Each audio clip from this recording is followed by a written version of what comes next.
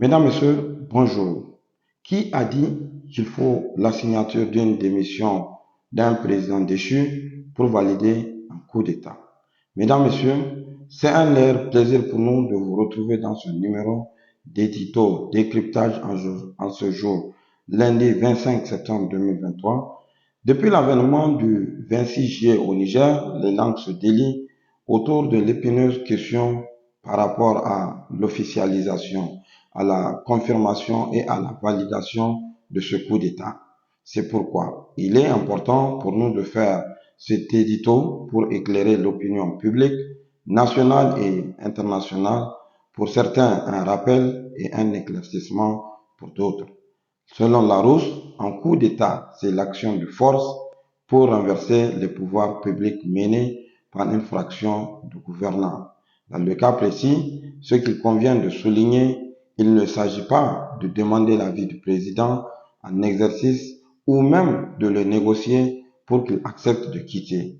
Le cas contraire serait comme si l'on disait, écoutez, Monsieur le Président, on est vraiment désolé, mais il faudrait que vous signez cette démission pour quitter. On demande votre avis pour vous faire un coup d'État.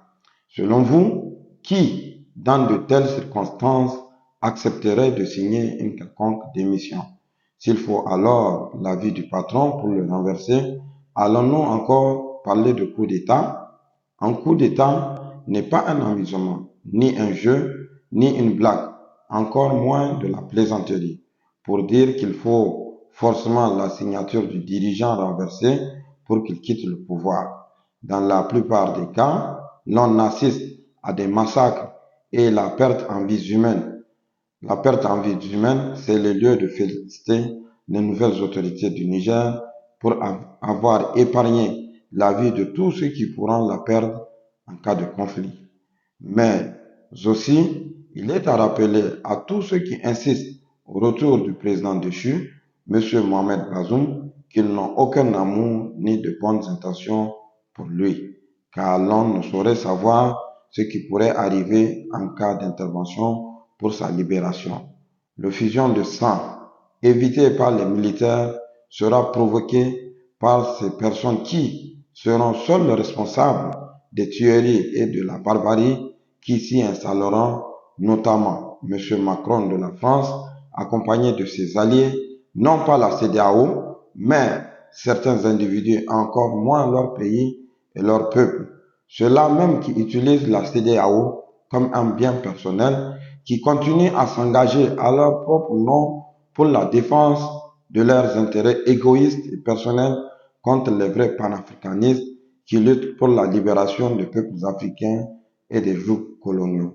Ces individus, les vrais traîtres de l'Afrique démasqués en plein jour, avec leurs intentions mesquines, qui ne sont pas encore défaits des chaînes, qui ne se sont pas encore fait des chaînes de leurs maîtres occidentaux, à la merci de leurs moindres faits et gestes pour leur faire plaisir, satisfaire leurs besoins et asseoir leur propre autorité, leur dictature, pour maîtriser encore plus davantage leur peuple dans l'impunité totale et les applaudissements de la communauté internationale à travers cette ONU pour qui les droits de l'homme doivent être sélectifs par rapport à ceux qui sont avec eux et le silence absolu quand il s'agit de ceux qui sont opprimés dans l'injustice et les inégalités les plus totales et absolues.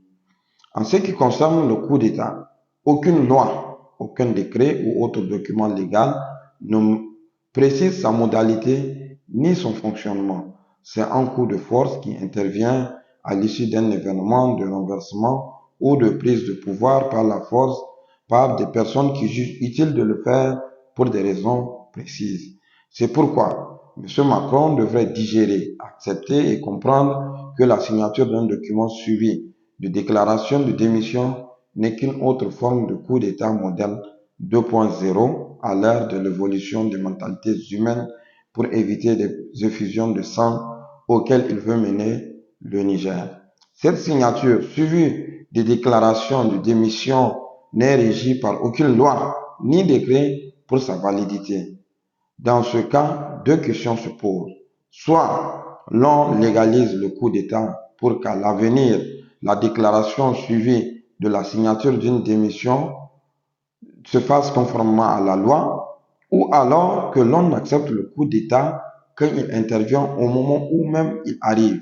De toutes les façons, il reviendra au peuple d'accepter ou de ne pas accepter la validation du coup à travers soit le soutien au président déchu pour le ramener comme pour le cas de la Turquie avec le président Erdogan, ou le soutien du peuple au coup d'État comme il est vécu actuellement au Niger à travers plusieurs déclarations de soutien aux nouvelles autorités. S'agissant du pouvoir du peuple, par le peuple et pour le peuple, qui n'est autre que la légitimation d'un pouvoir, par exemple, lorsqu'il s'agit d'un coup d'État soutenu par la population, n'est-il pas clair de comprendre, d'accepter et de soutenir que ce peuple a vraiment eu besoin d'un changement dont cette action lui est favorable? Le contraire inciterait le peuple à sortir et dénoncer ce coup d'État et même à vouloir imposer le retour de ce président déchu. Ce qui n'est pas le cas pour le Niger avec le coup d'État du 26 juillet dernier, où soutenir l'ancien régime vous revient même à subir la colère de ce peuple. Vouloir accepter les décisions du président français, à faire signer une quelconque démission suivie d'une déclaration, c'est toujours accepter et obéir aux ordres du colon. Ce coup du 26 juillet n'a pas besoin de signature ou de quoi que ce soit pour sa validité, tout simplement parce qu'il n'y a aucune loi qui stipule le coup d'État. Il a été exécuté avec professionnalisme dans le respect des droits humains, sans effusion de sang. Il mérite même un prix Nobel de la paix pour sa parfaite réussite ou pour avoir répondu aux aspirations du peuple. Les nouvelles autorités n'ont pas besoin de la reconnaissance de la France ou de n'importe quel pays du monde pour leur légitimité du moment où le peuple nigérien souverain les a acceptés et est avec eux. En temps normal, sans contrainte, on pourrait négocier la signature de la démission suivie de la déclaration. Cependant, compte tenu du fait que ce soit une imposition de la part de M. Emmanuel Macron, rien n'oblige les nouvelles autorités du Niger à le faire, de par le caractère du coup d'État qui ne nécessite aucun accord ni aucune décision pour l'effectuer.